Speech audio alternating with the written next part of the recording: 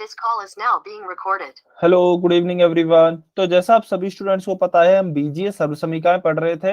1 से 6 तक की सर्वसमीकाएं हमने पिछली क्लास में पढ़ ली थी, जो कि सभी यह सर्वसमीका है जिनका हमने अभी रिवीजन भी कर लिया है। ठीक है, तो हमने वैसे 7वीं सर्वसमीका भी अभी देख ली है। 7वीं सर्वसमीका हमारी क्या होती है? x माइनस वाई का होल क्यूब, जो कि हमने अभी अभी देखी। इसका सूत्र क्या होता है? देखिए, हमने पढ़ी थी x प्लस वाई का होल क्यूब। यह होती है x cube plus y cube plus 3xy x plus y. या फिर यदि मैं इनको गुणा कर दूं अंदर, तो क्या हो जाती है? X cube plus y cube plus 3x² y plus 3xy square. यह हमारी सर्वसमीका हो जाती है। ठीक है, लेकिन हम क्या करेंगे? अब मुझे तो x माइनस वाई का होल क्यूब चाहिए। ठीक है, तो यहाँ पे मैं क्या करूंगा? प्लस वाई की जगह माइनस वाई रख दूंगा, सिंपल। तो क्या आएगा? देखिए, पहला क्या है? एक्स क्यूब, तो एक्स क्यूब की जगह तो हो गया x cube plus y cube. Y cube की जगह यदि मैं माइनस वाई रखता हूं, तो माइनस वाई का क्यूब क्या आएगा? Minus y cube. Minus y का क्यूब क्या आएगा? Minus y cube. ठीक है, तो यह हो जाएगा हमारा माइनस का वाई क्यूब। यदि किसी बच्चे को कहीं पर भी डाउट आता है तो बेटा पूछ लेना। ठीक है, तीसरी स्टेप क्या आई हमारी? Plus 3x² y. तो प्लस 3x² माइनस वाई रखूंगा वाई की जगह, तो यहाँ पे गुणा में माइनस का वाई प्लस 3xy², तो प्लस 3x। चलिए सभी ऐसे ही लिख देते हैं, माइनस वाई का स्क्वायर। ठीक है, तो एक्स क्यूब का x cube minus y cube, minus plus का गुणा करेंगे तो माइनस 3x² वाई, और माइनस का वाई स्क्वायर क्या होगा? Plus y square. क्योंकि किसी का भी यदि हम माइनस का स्क्वायर करते हैं तो वह प्लस का हो जाता है। तो हमारी x माइनस वाई का होल क्यूब क्या आ गया? X cube minus y cube minus 3x² y plus 3xy square. यह हमारी सर्वसमीका आ गई है। ठीक है, इसका आप स्क्रीनशॉट ले सकते हैं, और यदि किसी बच्चे को डाउट है तो वो कमेंट में n लिख सकते हैं, जिसको भी समझ में नहीं आया है। इसका स्क्रीनशॉट लें, और जिस भी बच्चे को डाउट है वो कमेंट में n लिख सकते हैं। ठीक है, इसका मतलब कोई डाउट नहीं है। चलिए, बहुत बढ़िया। अच्छा, अभी ठीक है, तो देखिए, जैसे हमने अभी हमारा क्वेश्चन क्या दिया गया है? सर्व समीका का उपयोग करते हुए 97 की घात 3 का मान ज्ञात कीजिए।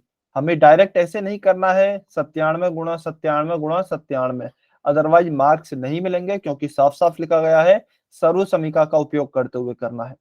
तो आपको ध्यान होगा, देखिए, मान लीजिए यह क्वेश्चन ऐसे होता, 97 का स्क्वायर निकालिए।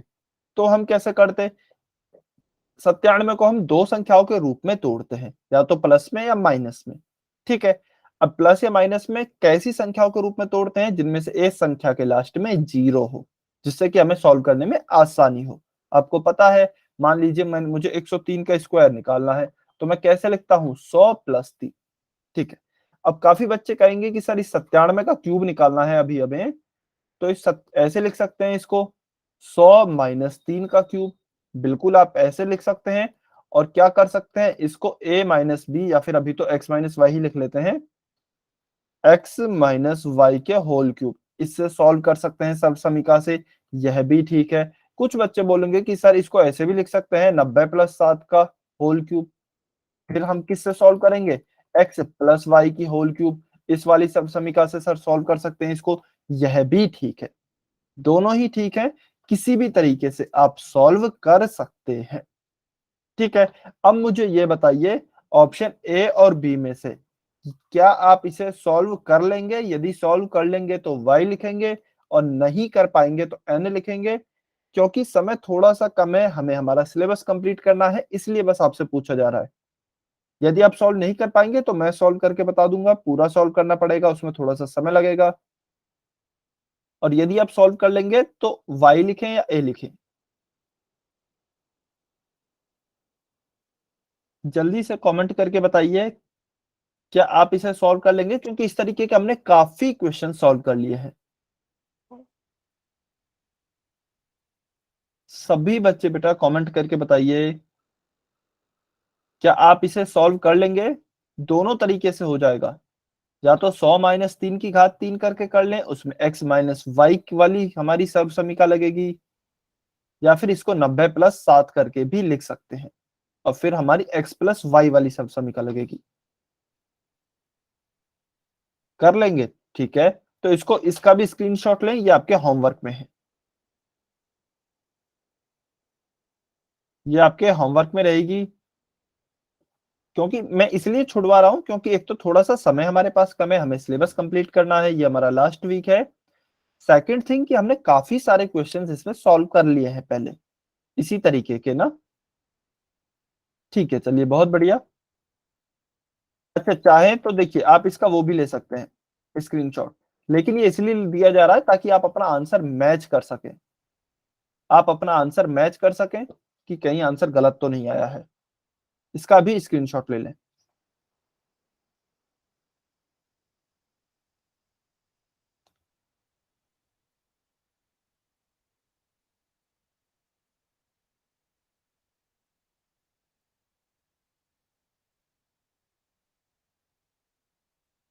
ठीक है, चलिए ले लिया ना स्क्रीनशॉट, बहुत बढ़िया।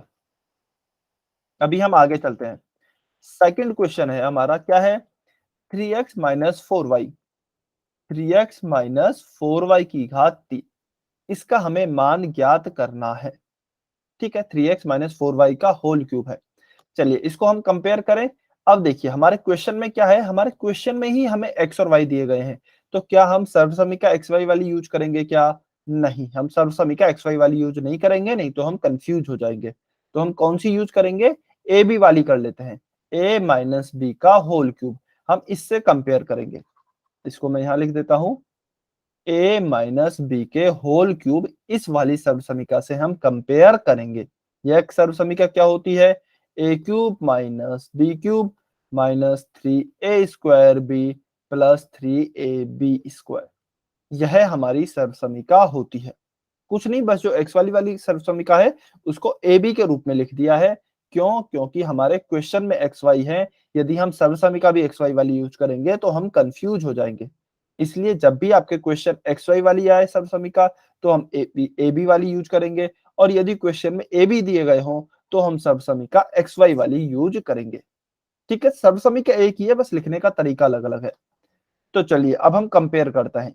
ए की जगह पे क्या आ जाएगा? 3x, तो ए का मान कितना आ गया? ए बराबर आ गया है 3x। बी का मान कितना आ गया है? बी बराबर आ गया है 4y। ए बराबर 3x एंड बी बराबर 4y, यह आ गया है। तो ए बराबर 3x और बी बराबर 4y, इनका मान हम इसमें रखते हैं। ठीक है, पहले क्या है? ए क्यूब, ए की जगह क्या रखेंगे? 3x। अच्छा, इसको मैं थोड़ा सा नीचे करके यहां लिख देता हूं, ए क्यूब, ए क्यूब की जगह क्या आएगा? 3x का क्यूब माइनस बी क्यूब, तो माइनस बी की जगह क्या है? 4y का क्यूब। ठीक है, माइनस 3a² बी, इसको देखिए, तो माइनस 3 गुणा a², 3x का स्क्वायर गुणा बी में क्या है? 4y प्लस 3ab², तो प्लस 3ab² लिखेंगे तो क्या आएगा? 3 इंटू ए का मान कितना है? 3x, तो 3x इंटू बी स्क्वायर कितना हो जाएगा? 4y का होल स्क्वायर। ध्यान रखना है बेटा, ऐसा नहीं करना है बी स्क्वायर की जगह क्या लिख दिया, बी बराबर है 4y तो इसे 4y² लिख दिया। केवल y का स्क्वायर हुआ है, 4 का स्क्वायर नहीं हुआ है। हमें पूरे 4y का स्क्वायर करना है। काफी बार बताया है, ठीक है ना, ये गलती नहीं करेंगे। चलिए, एग्जाम में बहुत होती है ये गलती। आप यदि चाहें तो इसको लिख भी सकते हैं।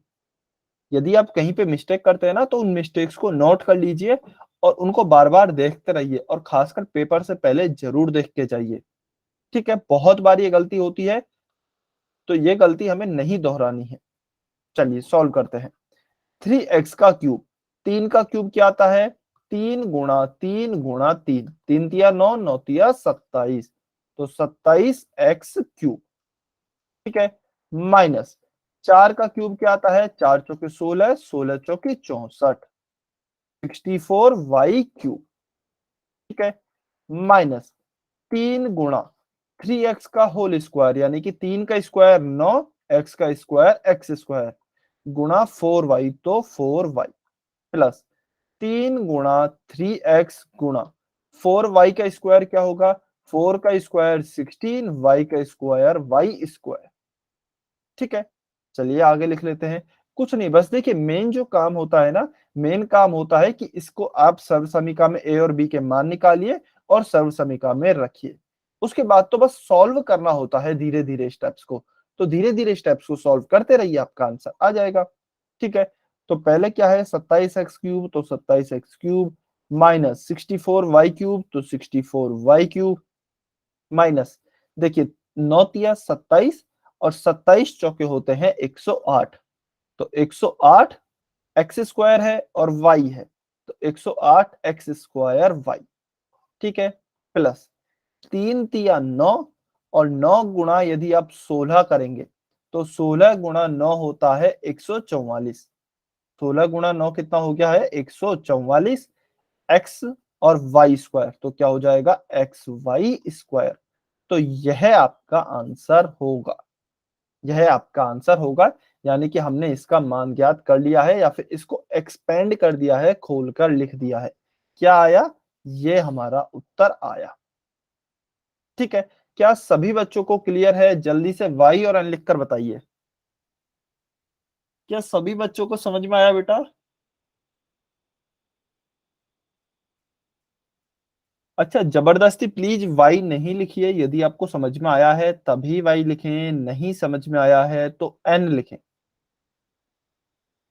हालांकि बहुत आसान है और हम काफी पढ़ चुके हैं सर्वसमीका। पिछले 3-4 क्लास से हम सर्वसमीका ही पढ़ रहे हैं, क्वेश्चन काफी सॉल्व कर लिए हैं, तो शायद आपके समझ में आ गया होगा। आ गया है? ठीक है, वेरी गुड। अच्छा, रेड लाइन दोबारा बता दो बेटा। देखिए 3x, ये देखिए, चलिए अभी इसको ब्लैक से लिखते हैं। 3x का क्यूब है, तो 3x का क्यूब क्या होता है, 3 की घात 3 क्या होती है 27, 3 गुणा 3 गुणा 3 27, एक्स क्यूब तो ये हो गया 27 एक्स क्यूब।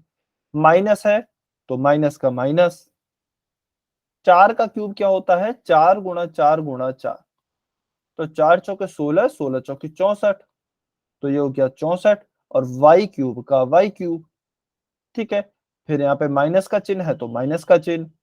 देखिए अब 3 गुणा क्या है 3x का स्क्वायर, तो 3 गुणा में 3 का स्क्वायर क्या होता है 9 और x का स्क्वायर क्या होता है एक्स स्क्वायर। ठीक है, गुणा में फिर 4y है तो गुणा में यहाँ पे भी 4y है, फिर यहाँ पे प्लस का चिन्ह है तो यहाँ पे भी प्लस का चिन्ह है। 3 गुणा 3x, तो 3 गुणा 3x, 4y का होल स्क्वायर, तो 4 का स्क्वायर 16, वाई स्क्वायर का वाई स्क्वायर। तो ये आ गई आपकी लाइन। ठीक है, समझ में आया?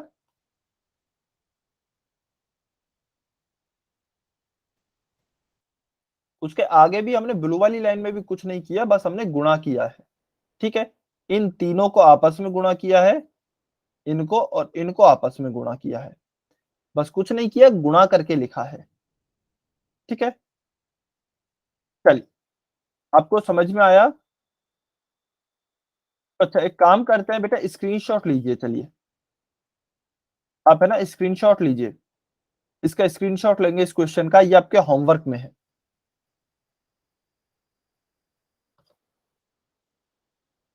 ये क्वेश्चन आपके होमवर्क में है, इसका स्क्रीनशॉट लीजिए, सॉल्व करना है। ये यह क्वेश्चन आपको सॉल्व करना है।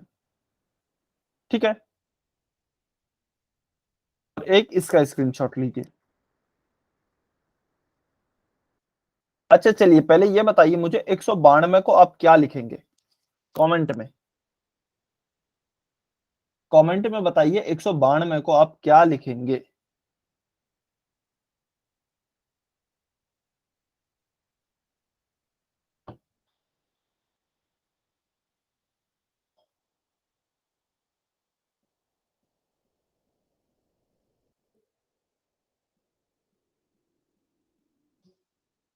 ठीक है, बाकी बच्चे, बाकी बच्चे क्या लिखेंगे?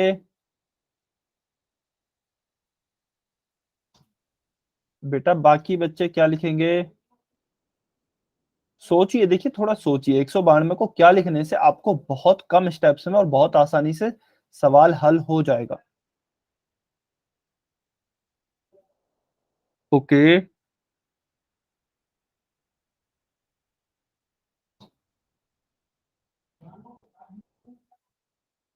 ठीक है।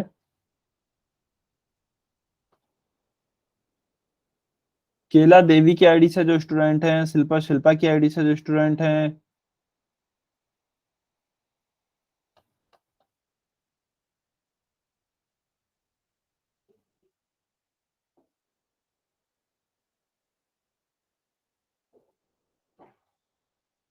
ठीक है। अच्छा बेटा, आप हमेशा प्लस में क्यों लिखते हैं? माइनस में भी सोचिए, हो सकता है माइनस में आसान हो। देखिए, सबसे पहले तो अच्छा, एक बच्चे ने लिखा है सर 192 का हमसे क्या पूछा है? क्यूब पूछा है। तो एक बच्चा बोल रहा है कि सर मैं इसको ऐसे लिख दूंगा, 100 प्लस 90 प्लस 2। ठीक है, इसका क्यूब। ठीक है, तो बेटा आप ऐसे लिख सकते हैं बिल्कुल। ठीक है, वो दिखा दिया जाएगा। वो एक बार इस क्वेश्चन को समझ लीजिए, वो भी दोबारा दिखा दिया जाएगा। तो देखिए, आप बिल्कुल ऐसा लिख सकते हैं 192 को 100 प्लस 90 प्लस 2, लेकिन अभी हमें इसका क्यूब निकालना है। तो इसका फॉर्मूला क्या बनेगा? देखिए, इसकी सर्वसमीका क्या बनेगी? x plus y plus z का होल क्यूब। जबकि हमारे पास क्यूब वाला कोई भी फॉर्मूला नहीं है जिसमें 3 स्टेप्स हो या फिर 3 हमारे पद हों। हमारे पास 3 पद वाला फॉर्मूला है, लेकिन वो स्क्वायर के लिए है ओनली, क्यूब के लिए नहीं है। तो हमें हमारे पास क्यूब के लिए 2 ही फॉर्मूले हैं, x प्लस वाई का होल क्यूब और x माइनस वाई का होल क्यूब। बस हमने ये 2 फॉर्मूले ही लिखे हैं। तो इसका मतलब यह जो 192 है, यह टूटेगा तो केवल 2 ही संख्याओं में। ठीक है। अब देखिए, कुछ बच्चे क्या लिख रहे हैं? कुछ बच्चे लिख रहे हैं 100 प्लस 92 लिख देंगे सर। ठीक है। तो जब आप 100 प्लस 92 का क्यूब निकालेंगे बेटा, तो आप ये देखिए, आपको 92 का भी क्यूब निकालना पड़ेगा, क्योंकि सब समीकरण में 100 का क्यूब भी यूज में आएगा और 92 का भी क्यूब यूज में आएगा। तो क्या आप 92 का क्यूब जानते हैं? क्या आप 92 का घन जानते हैं? नहीं जानते। तो फिर आपको 92 गुणा 92 गुणा 92 करना पड़ेगा। तो ये तो बहुत लंबा हो जाएगा फिर से। कुछ बच्चे लिख रहे हैं कि सर हम इसको है ना 190 प्लस 2 का क्यूब ऐसे लिख देंगे, क्योंकि हम 2 का क्यूब तो जानते हैं। ठीक है, माना आप 2 का घन जानते हैं, 2 का क्यूब जानते हैं, लेकिन बेटा फिर आपको 190 के क्यूब की आवश्यकता पड़ेगी।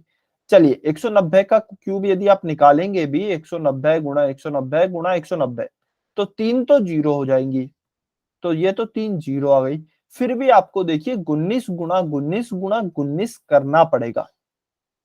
19 गुणा 19 गुणा 19 करना पड़ेगा। तो उसमें भी थोड़ा-सा टाइम जा सकता है। ठीक है ना? 19 गुणा 19 गुणा 19 करने में भी थोड़ा-सा आपका समय जा सकता है। इससे अच्छा क्या होगा? देखिए मैं बताता हूँ। इससे अच्छा है आप इस सब को छोड़ के ना प्लस वाली सर्वसमीका को यूज़ ही मत कीजिए। हालाँकि आप कर सकते हैं, कोई बुराई नहीं है, लेकिन आसान क्या पड़ेगा? आप इस सर्वसमीका को यूज़ कीजिए और 192 को लिखिए 200 माइनस 8 का होल क्यूब। 200 माइनस 8। अब क्यों? देखिए, क्योंकि 200 का भी क्यूब आप आराम से निकाल सकते हैं। कैसे निकालेंगे? अच्छा, मैं इसको थोड़ा-सा यहाँ से इरेज़ कर देता हूँ। 200 का क्यूब कैसे निकालेंगे? 200 गुणा 200 गुणा 200। तो क्या हो गया? पहली बात तो 6 जीरो ही आ गई हमारी। तो 1, 2, 3, 4, 5, 6। 2 का गुणा 2 से किया 4, 4 का गुणा 2 से किया 8। तो क्या आ गया? ये आ गया हमारा 200 का क्यूब। और 8 का क्यूब भी बहुत ही आसानी से निकल जाएगा। 8 गुणा 8 गुणा 8, आठू आठू क्या होता है? 64। और 64 का गुणा यदि आप 8 से करेंगे, 8 चौको 32 का 2 हासिल 3, 8 चौक 32, 8 45, 8 छीक 48 और 3 51। तो 8 का क्यूब हमारा 512 आ गया। ठीक है? तो हमने दोनों का क्यूब फटाफट से निकाल लिया। तो आप ऐसी संख्या सोचें हमेशा जिनका क्यूब या फिर यदि स्क्वायर दिया है तो स्क्वायर निकालने में हमें आसानी हो। ठीक है ना? तो इसको वैसे भी आप कर सकते हैं, यदि आप चाहें तो इसको 190 प्लस 2 के क्यूब से भी कर सकते हैं, लेकिन इससे ज़्यादा आसान पड़ेगा। ठीक है? समझ में आया क्या सभी बच्चों को? इसके बाद तो कुछ नहीं, बस सर्वसमीका लगानी है और मान निकालना है, तो वो आप कर सकते हैं। आपको यह समझ में आया कि हम जो संख्याओं का सिलेक्शन है वह कैसे करते हैं? क्यों हम इसको 100 प्लस 92 नहीं लिख रहे हैं, हम इसको 200 माइनस 8 क्यों लिखना चाह रहे हैं? यह समझने वाली बात है। ठीक है ना? एग्ज़ाम में टाइम बचता है इससे। आप थोड़ा-सा अच्छे से सोचेंगे ना, आपका काफ़ी समय बच जाएगा। ठीक है। सभी को क्लियर है? चलिए बहुत बढ़िया।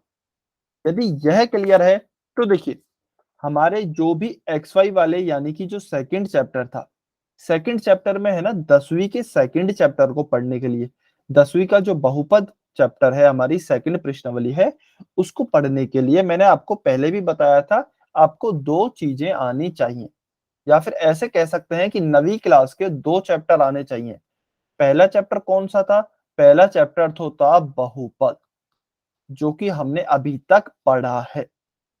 ठीक है? उसके अलावा आपको क्या है ग्राफ की भी नॉलेज होनी चाहिए, क्योंकि आप कई बार संख्या रेखाओं रेखाओं को अंकित करते हैं या फिर रेखाओं को खींचते हैं, तो आपको ग्राफ की नॉलेज भी होनी चाहिए। तो हमने देखिए पूरे बहुपद की नॉलेज तो ले ली है। अब आप 10वीं का जो सेकंड चैप्टर में बहुपद जहाँ भी इस्तेमाल हो रहा है, वो आप आसानी से पढ़ सकते हैं। लेकिन अभी हमने ग्राफ की नॉलेज नहीं ली है। तो हम है ना थोड़ी-सी आने वाली क्लासेस में आज और आने वाली क्लासेस में 1-2 क्लासेस में थोड़ी-सी ग्राफ की नॉलेज लेंगे, कि आखिर ग्राफ होता क्या है? किसी पॉइंट को ग्राफ पे कैसे अंकित करते हैं? एक्स अक्ष क्या होता है? वाई अक्ष क्या होता है? चतुर्थांश क्या होते हैं? कैसे पॉइंट को अंकित करते हैं? या फिर जो पॉइंट ऑलरेडी है, उसके निर्देशांक कैसे निकालते हैं? निर्देशांक क्या होते हैं? तो बहुत ही बेसिक सी चीज़ें हम पढ़ेंगे। ठीक है? तो अभी तक हमारा जो बहुपद वाला पार्ट था, यानी कि जो 9th के सेकंड चैप्टर वाला जो पार्ट था, वो तक कंप्लीट हो गया है। अब हम थोड़े से ग्राफ पढ़ेंगे, ठीक है ना? तो चलिए सबसे पहले हम स्टार्ट करते हैं बहुत ही बेसिक से, क्षैतिज और ऊर्ध्वाधर रेखाएँ, जिन्हें हम इंग्लिश में क्या कहते हैं? Horizontal and vertical lines. क्या होती है हॉरिजॉन्टल और वर्टिकल लाइन्स? देखिए हॉरिजॉन्टल या फिर मैं कहूँ क्षैतिज रेखा क्या होती है? जो इस प्रकार से सीधी रेखा होती है। ये जो सीधी रेखा है जैसा आपको दिखाया भी गया है, यह होती है आपकी क्षैतिज रेखा। इसकी क्या विशेषता होती है कि यह धरती से 0 डिग्री का कोण बनाती है। यानी कि मान लीजिए जैसे ये धरती है, तो क्षैतिज रेखा हमेशा कैसी होगी? बिल्कुल सीधी इस तरीके से। इसी तरीके से होगी, तो इस तरीके से जो रेखा होती है वह क्षैतिज होती है। जैसे कि ये पेंसिल है मेरे हाथ में, तो यह एक क्षैतिज रेखा को दर्शा रही है अभी। ठीक है ना? उसके बाद दूसरी जो रेखा आती है, वह आती है हमारी ऊर्ध्वाधर रेखा। जिसे हम इंग्लिश में क्या कहते हैं वर्टिकल लाइन। तो ये पेंसिल है अच्छा वर्टिकल लाइन की विशेषता क्या होती है कि यह धरती से 90 डिग्री का कोण बनाती है। धरती हमारी कैसी होती है? ऐसी होती है, तो ऊर्ध्वाधर रेखा तो कैसी होगी? इसके बिल्कुल ऐसी होगी ऊर्ध्वाधर, बिल्कुल खड़ी हुई। ठीक है ना? जैसे कि यदि मैं इस पेंसिल से बताना चाहूँ, तो अभी तो ये क्षैतिज रेखा को दर्शा रही है। यदि यही मुझे ऊर्ध्वाधर रेखा बनानी है, तो ऊर्ध्वाधर रेखा कैसी हो जाएगी? बिल्कुल ऐसे। खड़ी हुई जो रेखा है, यदि सिंपल भाषा में समझें तो खड़ी हुई जो रेखा है, वह है आपकी ऊर्ध्वाधर रेखा और जो लेटी हुई रेखा है, वह है आपकी क्षैतिज रेखा। अब आपसे कोई कहे कि बताइए ये वाली रेखा कौन-सी है? तो ये वाली कोई भी रेखा है, लेकिन क्षैतिज या ऊर्ध्वाधर में से रेखा नहीं है। ना तो क्षैतिज रेखा है, ना ही ऊर्ध्वाधर रेखा है। ठीक है? क्षैतिज रेखा धरती पे बिल्कुल सटी हुई होगी, धरती से 0 डिग्री का कोण बनाएगी, जबकि ऊर्ध्वाधर हमारा 90 डिग्री का कोण बनाएगी धरती से। ठीक है? जैसे यदि हम एग्ज़ाम्पल देखें, तो देखिए ये इस तरीके का यूएस यानी कि अमेरिका का ये फ्लैग है, झंडा है। तो इसमें आप ये देख रहे होंगे, जो मैरून कलर से रेखाएँ हैं, यह सारी क्षैतिज रेखाएँ हैं क्योंकि इस तरीके की हैं। और फिर हमारा यहाँ पर इंडिया का फ्लैग है, तो इसमें ये जो आप पोल देख रहे हैं या फिर ये जो डंडा देख रहे हैं, यह हमारी किसको दर्शा रहा है? यह देखिए आप ध्यान से यह खड़ी हुई रेखा है एक तरीके से। ये खड़ी हुई रेखा है इस तरीके से, तो यह एक ऊर्ध्वाधर रेखा है या फिर आप कह सकते हैं ऊर्ध्वाधर रेखा की तरह है और यह हमारी क्षैतिज रेखाएँ हैं क्योंकि लेटी हुई रेखाएँ हैं। ठीक है? आई होप ये आपको सभी को समझ में आ गया होगा, बहुत ही आसान है। सभी को क्लियर है क्या वो? क्षैतिज और ऊर्ध्वाधर रेखाएँ क्या होती हैं? जल्दी से वाई और अन लिखकर बताइए कमेंट में।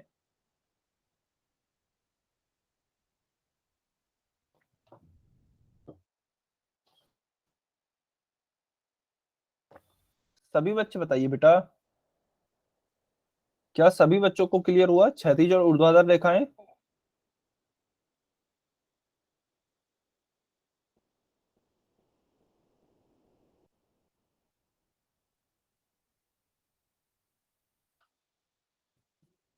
ठीक है, सभी को यदि क्लियर है, बहुत बढ़िया, फिर हम आगे चलते हैं। आगे देखिए अच्छा, आगे चलने से पहले मैं आपको बताता हूँ, कई बार है ना, आपको जो इन्फॉर्मेशन होती है, यानी कि जो सूचना होती है, वह डायरेक्ट लिखकर नहीं दी जाती है। आपको है ना कुछ ग्राफ्स बनाकर दे दिए जाते हैं, जिनकी मदद से आपको इन्फॉर्मेशन निकालनी होती है, ठीक है ना? तो हम अभी उन्हीं ग्राफ्स से थ्रू सीखने जा रहे हैं या फिर उन्हीं ग्राफ्स से सीखने जा रहे हैं कि सूचना को या फिर इन्फॉर्मेशन को किस तरीके से निकालते हैं या फिर इस ग्राफ को किस तरीके से देखते हैं, ठीक है ना? चलिए तो उदाहरण लेते हैं।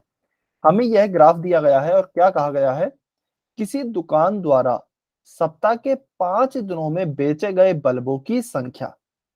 किसी दुकानदार द्वारा 1 सप्ताह में 5 दिनों में कितने बल्ब बेचे जा रहे हैं? तो इसका हमें यह ग्राफ बनाकर दे दिया गया है, ठीक है? अच्छा, अब देखिए इसमें देने को तो डायरेक्ट भी दे सकते थे कि सोमवार को इतने बल्ब बेचे गए, मंगलवार को इतने बल्ब बेचे गए, टेबल बना करके ऐसे दे सकते थे। लेकिन ऐसे ना देकर हमें एक यह दिया गया है और हमें देखकर बताना है। तो देखिए कैसे देखते हैं? उसके बाद हमसे क्वेश्चन भी दिए गए हैं कि गुरुवार को बेचे गए बल्बों की संख्या कितनी थी? एक काम करते हैं, इस क्वेश्चन को सॉल्व करने से पहले हम सारे 5 के 5 दिनों के बल्बों की संख्या निकाल लेते हैं, ठीक है ना? कैसे देखेंगे हम ग्राफ? बहुत आसान है। ये सबसे आसान टॉपिक है ग्राफ ना, बहुत ही आसान होता है। सभी बच्चे इसलिए ध्यान से देखेंगे। देखिए, इसक मैं 2 चीज़ें देख पा रहा हूँ, इधर की साइड जब मैं पढ़ता हूँ, तो मुझे दिख रहा है सोमवार, मंगलवार, बुधवार, गुरुवार, शुक्रवार, यानी कि मुझे दिनों के नाम दिए गए हैं। और जब मैं इधर की साइड चलता हूँ, तो मुझे संख्याएँ दी गई हैं 10, 20, 30, 40, 50, ठीक है ना? हालाँकि यहाँ पर आपको है ना लिख कर दिया जाएगा बल्बों की संख्या, इस तरीके से लिख कर दिया जाएगा बल्बों की संख्या, यानी कि यहाँ पर आपको बल्बों की संख्या दी गई है और यहाँ पर आपको वार दिए गए हैं। अब मुझे किस वार को निकालना है? मुझे निकालना है सोमवार को, ठीक है ना? तो मैं सबसे पहले सोमवार पे गया। सोमवार पे देखिए ये जो बिंदु हैं, ये आपको इस तरीके से बनाकर दिए जाएँगे। ये आपको इस तरीके से बनाकर दिए जाएँगे। तो आप देखिए सोमवार में ऊपर चलें, सीधा सोमवार के ऊपर चलना शुरू करें। कहाँ तक जाएँगे? इस बिंदु तक जाएँगे। यह जो बिंदु है यहाँ तक गए, इस बिंदु पर जाने के बाद आपको बल्बों की संख्या देखनी है कि इस बिंदु पर कितने बल्ब आ रहे हैं। तो इस बिंदु पर मैं यहाँ पर आ गया, इसके बाद मैं थोड़ा-सा इधर चलूँगा बल्बों की संख्या के लिए, तो कितने बल्ब आ रहे हैं? 40 बल्ब आ रहे हैं। तो यदि मैं देखूँ सोमवार पर, तो मैं सोमवार पर सीधा-सीधा गया ऊपर के बिंदु तक, फिर जब बिंदु से मिल गया तो मैं बल्बों की संख्या के लिए इधर की साइड चल दिया। तो यह 40 पर मिला, तो मैं लिख देता हूँ सोमवार को जो मेरे बल्बों की संख्या है, वह 40 है। ठीक है ना? चलिए, उसके बाद मैं देखता हूँ मंगलवार को। अच्छा इनको थोड़ा-सा मैं इरेज़ कर देता हूँ जिससे आपको डाउट नहीं हो। अब मैं चलता हूँ मंगलवार को। तो मंगलवार पे गया, मंगलवार को मैं ऊपर चलने लगा। क्या मेरा पॉइंट आ गया है क्या? बिल्कुल मेरा पॉइंट आ गया है। ठीक है, तो मैं अब बल्बों की संख्या के लिए इधर चलूँ, क्योंकि इधर मुझे लिख कर दी गई है बल्बों की संख्या। तो कहाँ पे पहुँचा मैं? मैं यहाँ 20 पर पहुँचा हूँ। मैं 20 पर पहुँचा हूँ। तो मंगलवार को कितने बल्ब आ रहे हैं? मंगलवार को 20 बल्ब बेचे जा रहे हैं। ठीक है? उसके बाद ऐसे ही चलिए मैं बुधवार को चलता हूँ। तो जब मैं बुधवार को चलता हूँ तो चला ऊपर तक गया, यहाँ पे पॉइंट आ गया है। इसके बाद बल्बों की संख्या के लिए यहाँ पर गया, तो कितने बल्ब आए? बुधवार को जो बल्ब आ रहे हैं, उनकी संख्या है 50। हाँ जी, 50 बल्ब हैं।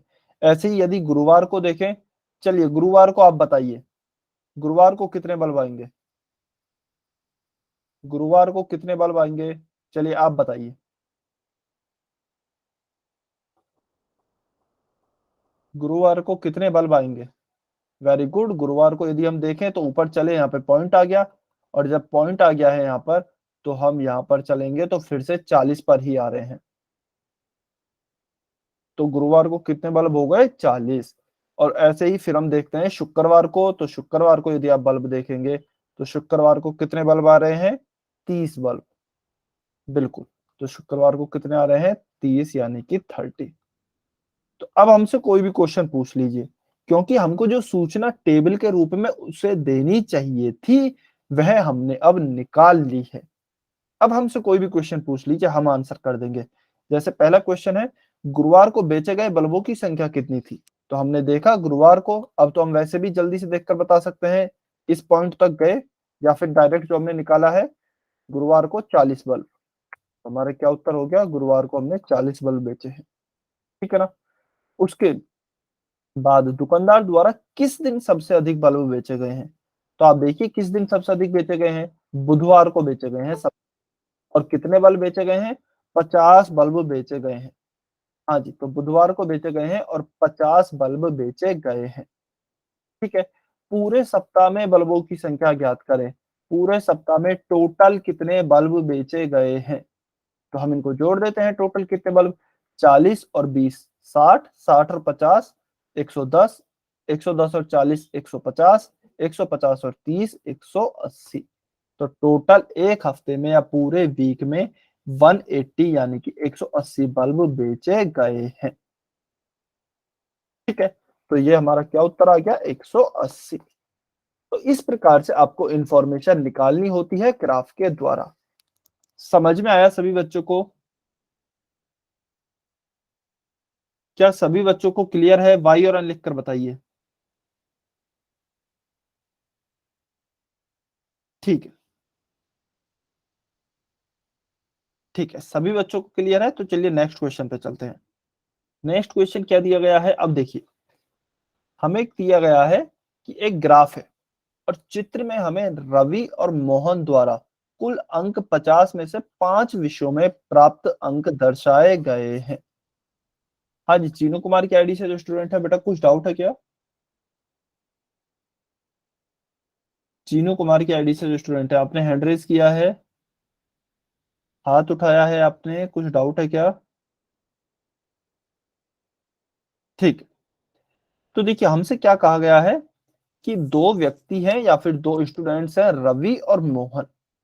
ठीक है ना? तो इन दोनों के एग्जाम्स हुए, 5 सब्जेक्ट से एग्जाम हुए हैं और उनमें से आपको इस ग्राफ में क्या दर्शाया गया है कि दोनों ने 50 में से कितने कितने नंबर प्राप्त किए हैं हर सब्जेक्ट में। हर सब्जेक्ट में इन्होंने 50 में से कितने कितने नंबर प्राप्त किए हैं, यह दर्शाया गया है। ठीक है? तो देखिए, अब इस ग्राफ को कैसे पढ़ेंगे? अच्छा, हर ग्राफ को पढ़ने का तरीका अलग होता है। हर ग्राफ को पढ़ने का तरीका अलग होता है, इसलिए आपको है ना हर ग्राफ को देखना आना चाहिए। होता आसान ही है। देखिए, सबसे पहले तो हमें यह दर्शाया गया है, आप देखेंगे ध्यान से तो रवि को लाल रंग में दिखाया गया है और यहाँ पर रवि को लाल, जो लाइन है रवि के बगल में, वो लाल रंग से दिखाई गई है। इसका मतलब क्या है? इसका मतलब यह है कि जो ये लाल वाली लाइन है, यह रवि की लाइन है। ठीक है ना? हाँ जी, और जो ये ब्लू वाली लाइन है, यह हमारे मोहन की लाइन है।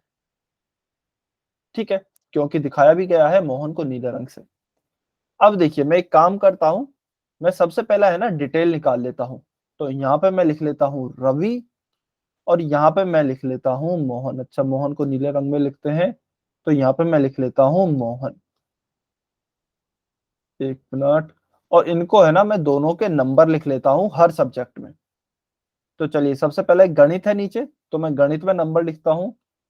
रवि के कितने हैं, मोहन के कितने हैं। विज्ञान में भी नंबर लिख लेता हूँ, हिंदी में भी नंबर लिख लेता हूँ, अंग्रेजी में भी नंबर लिख लेता हूँ और इसके बाद में भूगोल में भी नंबर लिख लेता हूँ। चलिए, अब मैं थोड़ा सा डायरेक्ट मैं तो बताऊंगा ही, आप बताइए सबसे पहले गणित में मोहन के कितने नंबर हैं? गणित में मोहन के कितने नंबर हैं, ये बताइए। चलिए, गणित में मोहन के कितने नंबर हैं? Very good. कमेंट में बताइए बेटा, अनम्यूट करके नहीं बताना है। अरे वाह, आप तो बहुत इंटेलिजेंट हो गए। बिल्कुल सही, बहुत अच्छे। तो देखिए, सबसे पहले तो हमें ये देखना है मोहन की लाइन नीली वाली है, तो हम केवल अभी जब मोहन का देख रहे हैं तो हम नीली वाली लाइन पर ही फोकस करेंगे और कोई लाइन नहीं देखेंगे। तो मुझे गणित के निकालने हैं, मैं गणित पे गया, ऊपर चला चला जहां तक कि मुझे मेरा पॉइंट नहीं मिल गया। यहाँ पे मुझे मेरा पॉइंट मिल गया। ठीक है ना? ठीक है, और मैं नीली लाइन तक क्यों गया? क्योंकि मुझे मोहन के नंबर निकालने हैं। तो उसके बाद फिर नंबरों के लिए मैं इधर गया, तो यहाँ पे मैं किससे टकरा गया? 30 से। तो मोहन के नंबर हैं गणित में 30। अब आप देखिए गणित में रवि के कितने नंबर हैं? गणित में रवि के कितने नंबर हैं? गणित में रवि के नंबर बताइए। बिल्कुल, तो गणित में रवि के कितने नंबर हो गए? गणित में रवि के नंबर हो गए हैं। यहां से चलेंगे गणित में, रवि किस पर है? लाल रंग पर है, तो ऊपर तक गए लाल रंग तक। ठीक है, यहाँ पे फिर हम नंबर निकालने के लिए इधर जाएंगे, तो किस पे टकराए? 50 पे। तो रवि के नंबर हैं गणित में 50। ठीक है ना?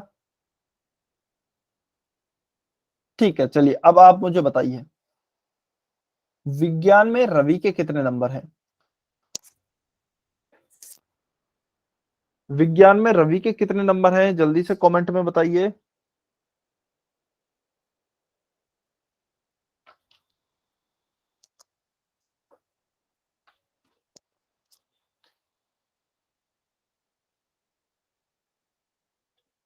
Very good.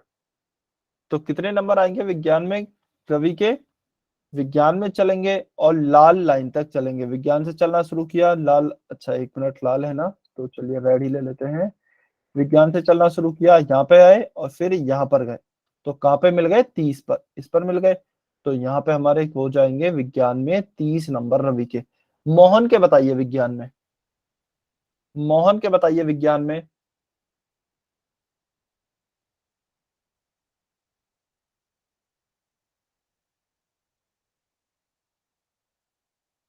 ठीक है, वेरी गुड। तो मोहन के कितने आएंगे विज्ञान में? नीले रंग से है मोहन की लाइन, तो विज्ञान में चलेंगे और कहाँ तक? नीला रंग यहीं पे ही है, फिर यहां से यहाँ पे चलेंगे, तो कितने आ गए? 20। तो मोहन के आ गए 20।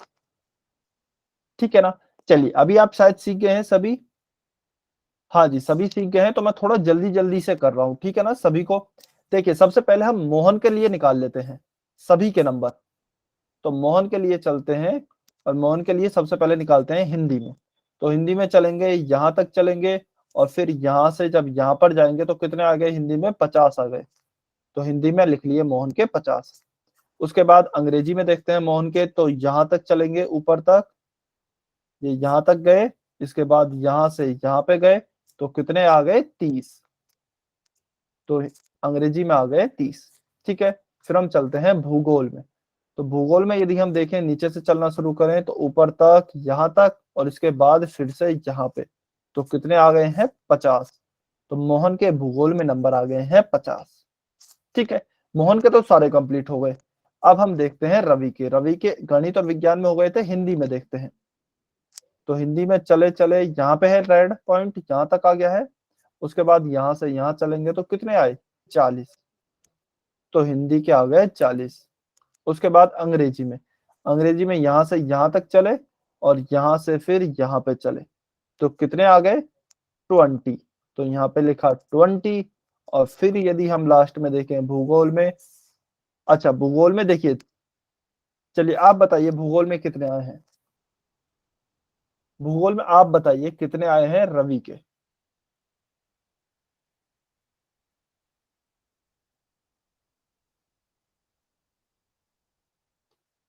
रवि के भूगोल में कितने आए हैं?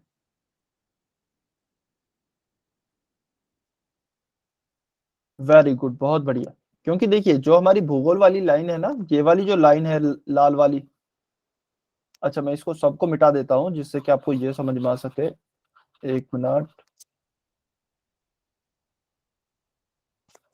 देखिए ये जो हमारी लाइन है,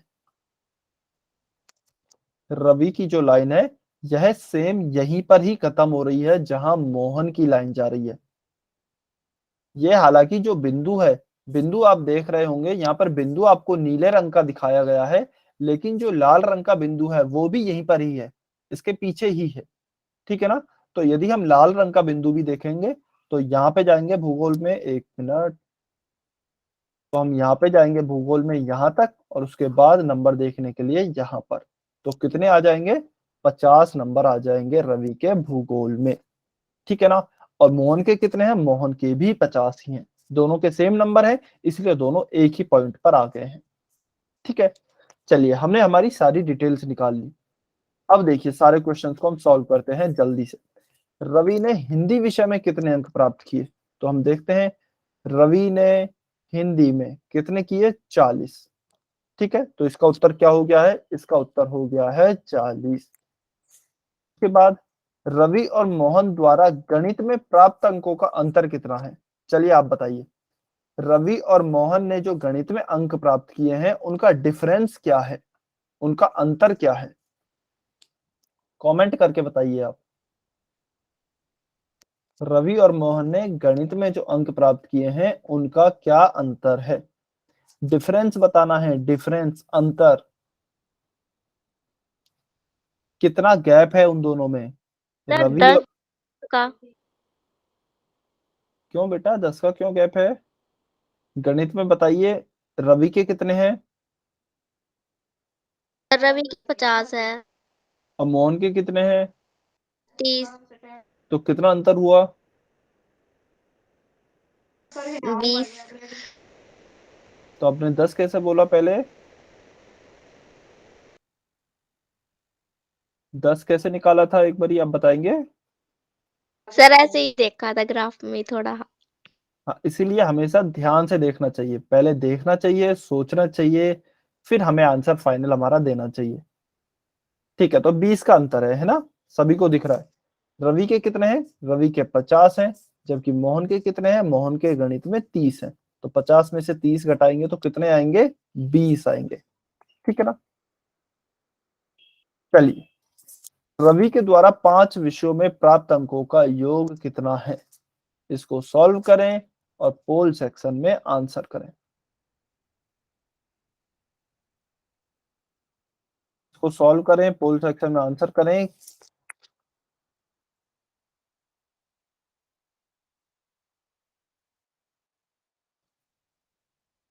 रवि के द्वारा 5 विषयों में प्राप्त अंकों का योग कितना है?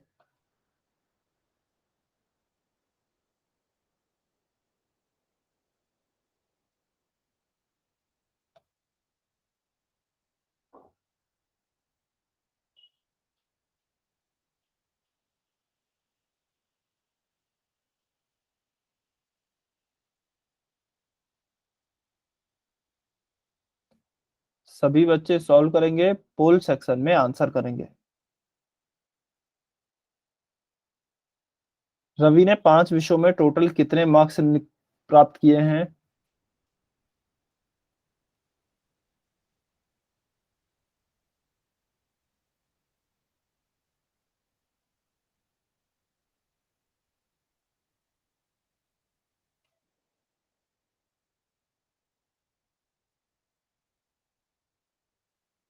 कितने मार्क्स प्राप्त किए हैं रवि ने?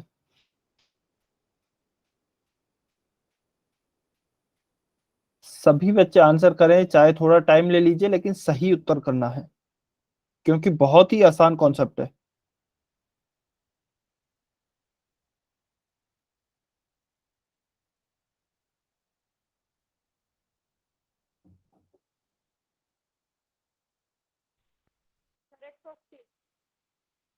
अच्छा बेटा, पोल में आंसर करके बताइए।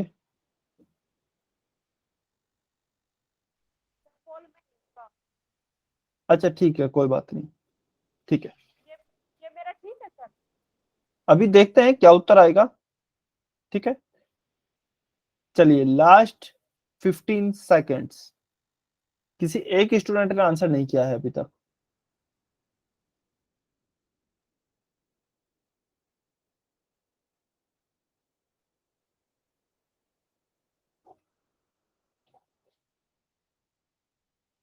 फाइव, 4, 3, 2, 1। Times up.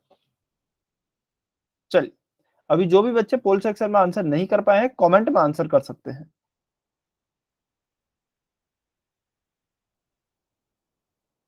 चलिए, तो रवि के द्वारा देखिए हमने सारे अंक पहले निकाल ही लिए हैं। यदि नहीं भी निकाले हैं तो जल्दी से निकाल भी सकते हैं। देखिए कहां कहां पर बिंदु है गणित में। एक तो ये बिंदु है, इस पर 50 है, तो यहाँ पे मैं लिख देता हूँ, चलिए 50। फिर एक ये बिंदु है, यहाँ पर कितना आएंगे? 30, तो यहाँ पर मैं लिख देता हूँ 30। फिर ये बिंदु है एक, यहाँ पर कितना आएंगे? 40, तो 40। फिर एक ये बिंदु है, यहाँ पर कितना आएंगे? 20, तो 20। और एक बिंदु है हमारा लास्ट में ये, यहाँ पर कितना आएंगे? सेम यही 50, तो 50। इनको जोड़ लीजिए कितना आते हैं? 50 और 20 70, 70 और 40 110, 110 और 30 140, 140 और 50 190। तो ऑप्शन ए 190 आपका सही उत्तर है। 190। तो टोटल कितने अंक प्राप्त किए हैं रवि ने? 190 पांचों सब्जेक्ट्स में मिलाकर। ठीक है, क्या सभी बच्चों को क्लियर हुआ ग्राफ देखना? ग्राफ कैसे देखते हैं, इंफॉर्मेशन कैसे निकालते हैं, सभी को क्लियर है ना? अभी देखिए यहाँ पर दो बच्चों की इंफॉर्मेशन दी गई है। हो सकता है इस तरीके से मान लीजिए एक ग्राफ को और बना दिया जाए तो तीसरे बच्चे की भी इंफॉर्मेशन दे दे। इस तरीके से एक ग्राफ को और बना दिया जाए, मान लीजिए ये बन गया है, ये बन गया है, फिर यहाँ पर ये बन गया है, फिर यहाँ पर ये बन गया है। तो हो सकता है और एक ये भी बन जाए। एक और नाम दे दिया, रवि मोहन है, मान लीजिए एक बच्चा है श्याम नाम का, तो उसकी भी इंफॉर्मेशन दे दी, फिर उससे भी इंफॉर्मेशन पूछ सकते हैं। तो किसी भी तरीके की पूछा जा सकता है इंफॉर्मेशन। ठीक है ना, आपको ग्राफ देखना आना चाहिए। चलिए, अभी यदि सभी को समझ में आ गया है तो आज की क्लास को हम यहीं समाप्त करते हैं। यदि आपका कोई डाउट है तो आप पूछ सकते हैं, अदरवाइज आप जा सकते हैं। ठीक है, आपकी आज की क्लास यहीं तक थी। अगली क्लास में इसको रिवाइज जरूर करके आए। ठीक है।